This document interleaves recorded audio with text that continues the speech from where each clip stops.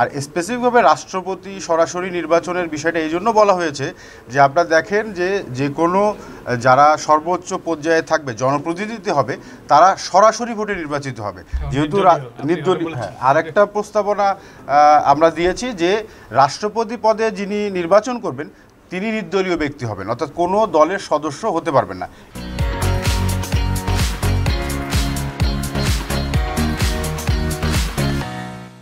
এটার কারণটা কি, যে সবসময় কেয়ারটেকার সরকার, ইন্টারিম সরকার, এইগুলো নিয়ে অনেকগুলো ঝামেলা হয়।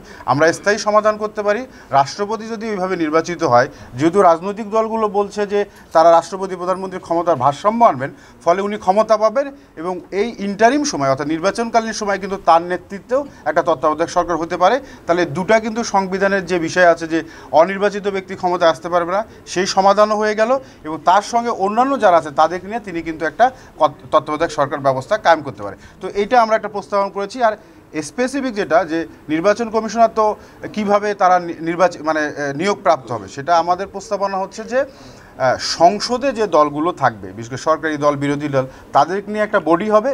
সেই বডি কিছু লোকজনকে আহ্বান করতে পারে অথবা যে পাবলিকলি দিতে পারে যে কে নির্বাচন কমিশনার হতে চায়, তারা আসবে, একটা সর্টিং করা হবে।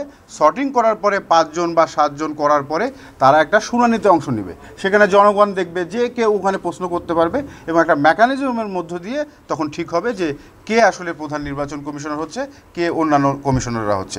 এটা নিয়ে মোটামুটি আমরা আলোচনা করছি। আর সর্বশেষ যেটা, যে অবশ্যই এই যে কমিশন যারা দায়িত্ব পালন করছে তারা এটি সরকারকে দেওয়ার আগে বা ওই একই সময়ে তারা অবশ্যই এটা পাবলিক করবে, অর্থাৎ আমরাও যেন জানতে পারি, মানুষও যেন জানতে পারি। ধন্যবাদ।